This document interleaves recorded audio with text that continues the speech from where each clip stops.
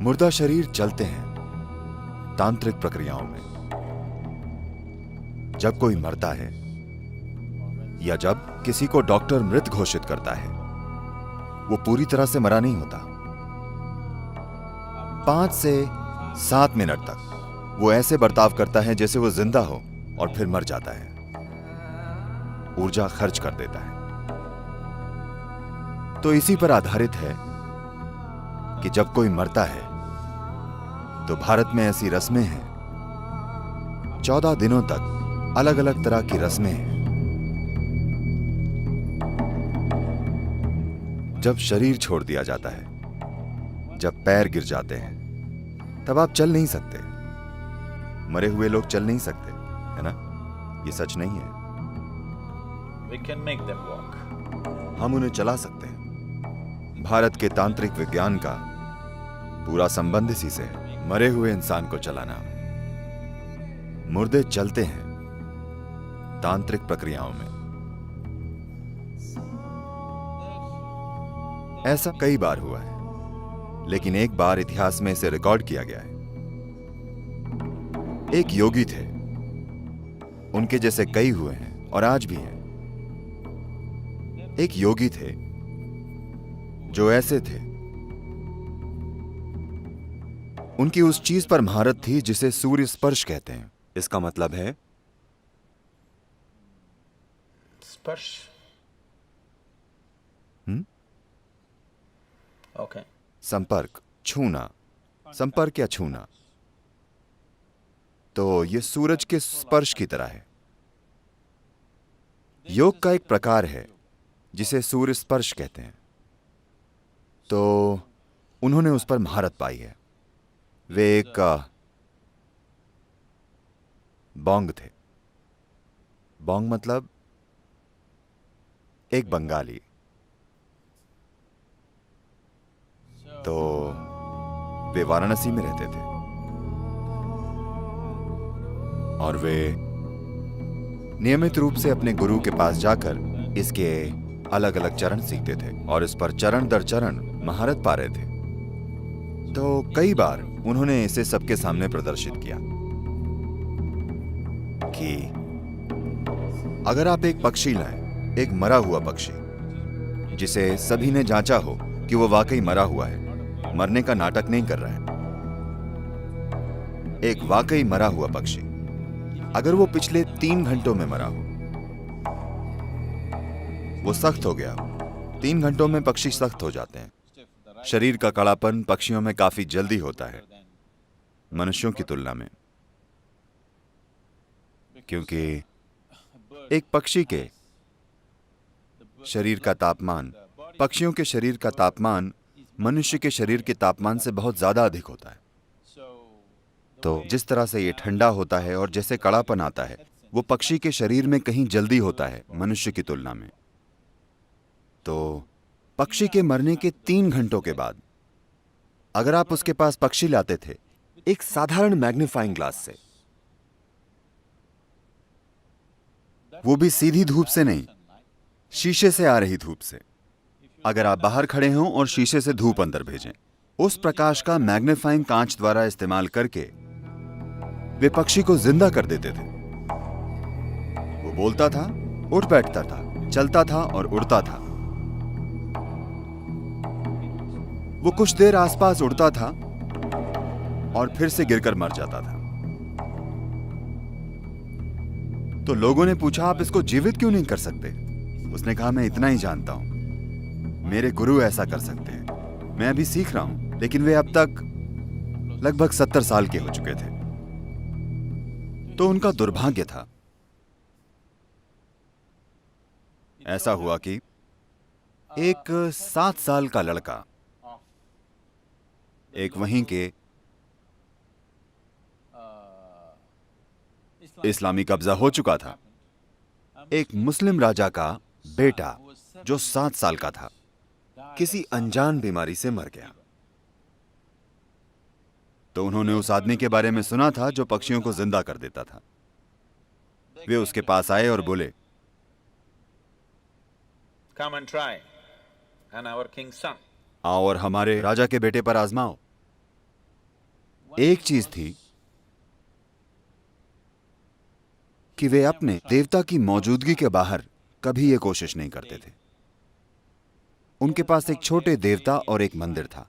मंदिर के बाहर वे ऐसी चीजें कभी नहीं करते थे। वे उसे सिर्फ मंदिर में ही करते थे।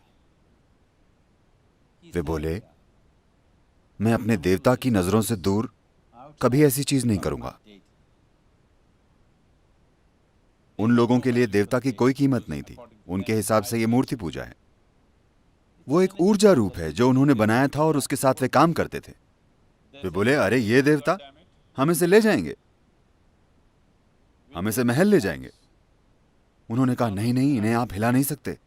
वे बोले, हिला सकते हैं, और देवता को उठा लिया। फिर रोने लगे, ऐसा मत करो। जब उन्होंने देवता को उठाया और जब उन्हें खींचने लगे, तब योगी बोले, मैं नहीं आऊंगा, मैं ऐसा नहीं करूंगा, मैं ये नहीं करूंगा। वे तब गुस्सा हो गए जब वे लोग देवता को उठाकर खिलौने की तरह बाहर ले जाने लगे। वे बोले, मैं आपके राजा के बेटे को जिंदा नहीं कर सकता। अगर मुझे आता भी होता, मुझे नहीं आता, लेकिन मुझे आता होता तब भी मैं नहीं करता। तब वे उन्हें बालों से खींचते हुए राजा के पास ले गए और वे बोले, मैं ये नहीं करूंगा। तो उन्होंने उनके वहीं टुकड़े कर दिए। और जब ये सब कुछ हो रहा था, तब उन्होंने देवता को गिरा दिया और वो टूट गया। और उनके कुछ शिष्य थे जिन्हें वे सिखा रहे थे, वे सब उन्हीं के साथ खत्म हो गया।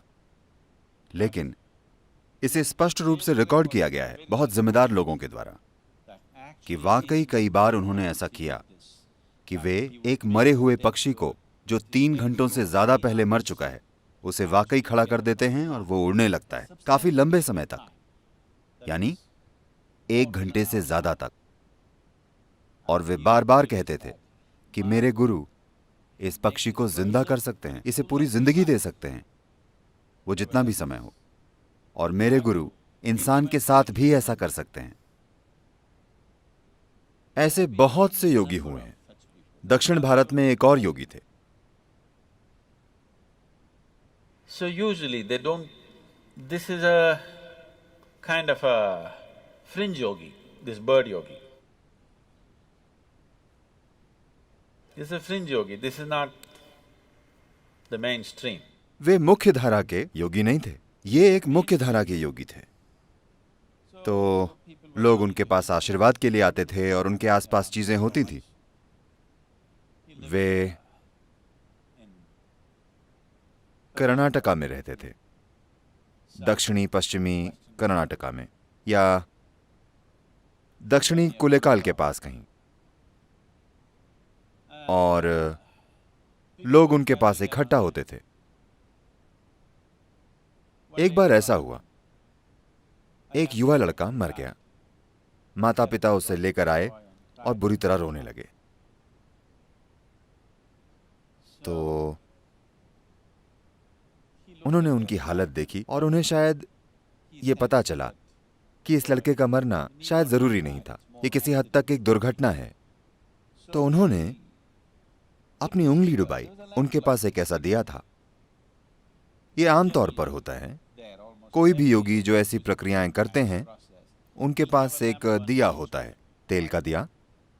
तो उन्होंने तेल में अपनी उंगली डुबाई और उसे मरे हुए लड़के के मुंह में डाला, मरे हुए लड़के के मुंह में।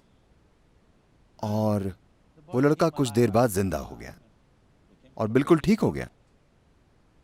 जब कोई मरता है या जब किसी को डॉक्टर के द्वारा मृत घोषित किया जाता है, वो पूरा मृत नहीं होता। मृत्यु धीरे धीरे होती है।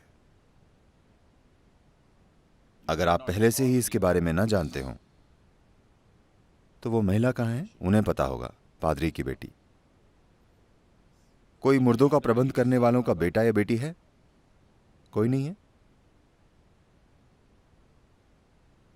आप शायद पहले से ही जानते हो, आप में से कई लोग, कि किसी व्यक्ति के मरने के बाद 11 दिनों तक, निश्चित रूप से, और ज्यादातर 14 दिनों तक उंगलियों के नाखून बढ़ते हैं, बाल बढ़ते हैं। आप जानते हैं? आप में से कितने पहले से जानते थे? तो क्योंकि मृत्यु धीरे धीरे होती है, चरण दर चरण होती है, यह अभी पूरी नहीं हुई है। जीवन प्रक्रिया का निकलना इस पृथ्वी के टुकड़े से धीरे धीरे होता है। सभी व्यवहारिक अर्थों में जब सब कुछ रुक जाता है, फेफड़े रुक जाते हैं, दिल रुक जाता है, तो वे आपको मरा हुआ घोषित कर देते हैं, लेकिन अभी नहीं। तो इसका इस्तेमाल करके कि जीवन की प्रक्रिया अब भी चल रही है, आप उसे फिर से जागृत कर सकते हैं और सिस्टम को सक्रिय कर सकते हैं। It is by using this that the tantrics have dead bodies walking. इसी का इस्तेमाल करके तांत्रिक मुर्दा शरीर को चलाते हैं। और ये बहुत असाधारण बात नहीं है, ये काफी साधारण है।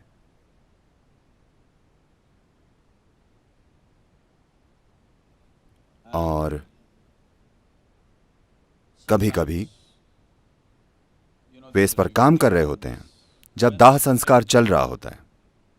ऐसा कई बार हुआ है, मैंने खुद नहीं देखा, पर मैं ऐसे लोगों को जानता हूं जिनके पास झूठ बोलने की कोई वजह नहीं है और वे झूठ नहीं बोलेंगे। ऐसे लोग,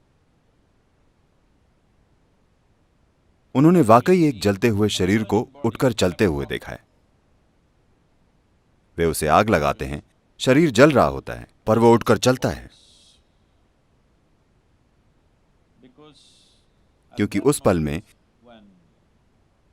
जब शरीर बाहर से जलने लगता है तब जीवन की प्रक्रिया सिकुड़ जाती है। और कुछ ऐसे स्थान होते हैं जहां जीवन उस पल ज्यादा तीव्रता से घटित होता है। वे उसका इस्तेमाल करके सिस्टम को इस तरह जगा देते हैं कि वो अचानक उठकर चलने लगता है। 5 से 7 मिनट तक वो ऐसे बर्ताव करता है जैसे वो जिंदा हो, और फिर मर जाता है, ऊर्जा खर्च कर देता है। तो ये इसी पर आधारित है कि जब कोई मरता है तो भारत में ऐसी रस्में हैं, 14 दिनों तक अलग अलग तरह की रस्में हैं, और दुर्भाग्य से काफी हद तक इन रस्मों के पीछे का ज्ञान, इनके पीछे की शक्ति खो गई है और लोग बस चीजें कर रहे हैं। जीवन चलाने के लिए वो ये करते हैं, या बस ऐसा किया जाता है इसलिए वे करते हैं। बहुत कम लोग वाकई समझते हैं कि इसका महत्व क्या है, क्योंकि जीवन ऊर्जाएं धीरे धीरे जाती हैं। वे इसमें इतना गहरी चली गई हैं, शरीर की हर कोशिका में। वे बस पुफ से नहीं चली जाती। व्यावहारिक रूप से शायद व्यक्ति मर जाए, लेकिन पूरी तरह से नहीं मरता, वो धीरे धीरे मरता है। तो हम इस प्रक्रिया को तेज करना चाहते हैं। हम नहीं चाहते कि कोई धीरे धीरे मरे। धीरे धीरे मरना यातना हो सकता है ना? धीरे धीरे मरना भयंकर कष्ट है ना? तो ये यातना हो सकता है। तो हम चाहते हैं वो जल्दी जाए। उसके मरने के बाद सबसे पहली चीज है पैरों के अंगूठों को बांधना। क्या आप अब भी ऐसा करते हैं या नहीं? अंगूठों को बांधना, क्योंकि अगर आप अंगूठे ना बांधें तो शरीर के निचले हिस्से से जीवन अंदर आने लगेगा। वो जीना चाहता है, क्योंकि शरीर की सभी कोशिकाएं मरी नहीं हैं, वे अब भी जीने की कोशिश कर रही हैं। वे ऊर्जा खींचने की कोशिश करेंगी। जब वे ऊर्जा खींचने की कोशिश करेंगी तो कुछ शक्तियां शरीर में घुसेंगी। आप नहीं चाहते कि आपके प्रियजन के साथ ऐसा हो, तो जैसे ही वो मरता है आप अंगूठे बांध दें। अब कोई बाहरी सहारा नहीं होगा, वो काफी जल्दी जाएगा। अगली चीज है, आप उसे पानी से धो दें, क्योंकि जब आप मृत व्यक्ति को धोते हैं, जब आप जीवित होते हैं और कोई आपको नहलाना चाहता है और आपके चेहरे पर पानी डालता है, आपको लगता है आपको परेशान किया जा रहा है। जब आप बच्चे थे, आपकी मां आपको नहलाती थी, क्योंकि हम शावर का इस्तेमाल नहीं करते थे बल्कि पानी डालते थे, तो वे हमेशा आपके सर पर ऐसे हाथ रखती थी ताकि पानी यहां ना आए और आप परेशान ना हो। लेकिन कोई और नहलाता था तो वे बस पानी डाल देते थे और बच्चे ऐसे करते हैं, हाँ या नहीं? तो अगर आप बस चेहरे पर पानी डालें तो ये मृत व्यक्ति पानी से परेशान हो जाता है। अगर कोई भी छोटी सी गतिविधि हो रही है तो वो रुक जाती है। तो गरिमा से जीना और गरिमा से मरना बहुत महत्वपूर्ण है। मृत्यु कोई अजीब विषय नहीं है जिसके बारे में हमें बात नहीं करनी चाहिए। ये यहीं मौजूद है, हम सभी के लिए आगे बढ़ रही है ना? धीरे धीरे परिपक्व हो रही है। एक दिन ये पूर्ण हो जाएगी। ऐसा लंबे समय के बाद होने दीजिए, लेकिन फिलहाल ये परिपक्व हो रही है ना? तो अगर आप जीवन को अच्छे से समझते हैं, बिल्कुल अच्छे से, तो आप शरीर से इस तरह से बाहर निकल सकते हैं कि आप पूरी तरह से बाहर आ जाएं, आप सब कुछ इकट्ठा करके चले जाएं। अगर आप इस तरह से जाएं तो हम आपको दफनाएंगे। हम आपके शरीर को नहीं जलाएंगे क्योंकि हम आपके ऊपर लकड़ी बर्बाद नहीं करना चाहते। आप पूरी तरह से चले गए हैं, कोई जल्दी नहीं है। हम आपको 1 या 2 दिन रखने के बाद जला सकते हैं। तो मैं कह रहा हूं, ये एक ऐसी संस्कृति है जहां हम जीवन और मृत्यु को बिल्कुल अच्छी तरह से समझते थे और उन्हें वैसे संभालते थे जैसे उन्हें संभाला जाना चाहिए। पहले 14 दिनों में आप बहुत मदद कर सकते हैं मृत व्यक्ति की। ये संस्कृति, ये विज्ञान इस देश में एक बड़े तरीके से विकसित हुआ, पर फिर भ्रष्ट हो गया। तो जो एक बहुत ही सुंदर विज्ञान था, वो व्यापार बन गया और व्यापार भ्रष्टाचार बन गया। तो आज अगर आपके घर में कोई मरता है तो आप उन लोगों के पास जाते हैं जो कहते हैं वे कुछ करेंगे और कहेंगे आपके दादा दूध पीना चाहते हैं, एक गाय दीजिए। 1 लीटर दूध नहीं, एक गाय। बारिश हो रही है, आपके दादा को छतरी चाहिए, छतरी दीजिए। आपके दादा कांटों पर चल रहे हैं, उन्हें चप्पल चाहिए। देखिए, आप अपने दादा के बारे में चाहे जो भी जानते हों या ना जानते हों, आप एक चीज जरूर जानते हैं कि वे अपना शरीर यहीं छोड़कर चले गए। जब वे अपना शरीर ही छोड़कर चले गए तो छतरी, कपड़े, चप्पल, ये ठीक नहीं है, हाँ? लेकिन दुर्भाग्य से ऐसा हो गया है। तो हम फिलहाल एक प्रक्रिया के द्वारा लोगों को ट्रेनिंग दे रहे हैं ताकि वे इस तरह की सेवाएं दे सकें। लेकिन आपको कभी भी इसे अपना काम नहीं बनाना चाहिए, बस एक सेवा की तरह। अगर आप भेंट करना चाहते हैं तो हम आपको ये चीजें करने की ट्रेनिंग दे सकते हैं, बिल्कुल ठीक से। ये बहुत ही महत्वपूर्ण चीज है जीवन में। ये एक बहुत ही महत्वपूर्ण पहलू है। जब कोई अपना शरीर खो देता है तो पूरी तरह से लाचार हो जाता है। उसे मदद चाहिए और उसकी मदद की जा सकती है, लेकिन अशुद्ध और भ्रष्ट हाथों से नहीं। कोई इंसान जो परवाह करता हो, कोई इंसान जिसमें इसकी जरूरी समझ हो। अगर आप ऐसी चीजों से गुजरना चाहते हैं, ऐसी ट्रेनिंग से, तो ये उपलब्ध है। हम अपने खुद के दाह संस्कार स्थान भी शुरू करने वाले हैं। कोयम्बतूर में हमारा ईशा सुडुगाडु है। आपको पता है? नहीं पता? कम से कम मरना कहाँ है, अब आप ये जान गए। और अगर आप में से कुछ लोग ट्रेनिंग लेते हैं तो आप ये सेवा दे सकते हैं, और ये बहुत ही महत्वपूर्ण सेवा है। लोग इसकी कीमत नहीं समझते आजकल की दुनिया में। आजकल की दुनिया इसकी कीमत नहीं समझती, लेकिन ये करना बहुत ही महत्वपूर्ण है।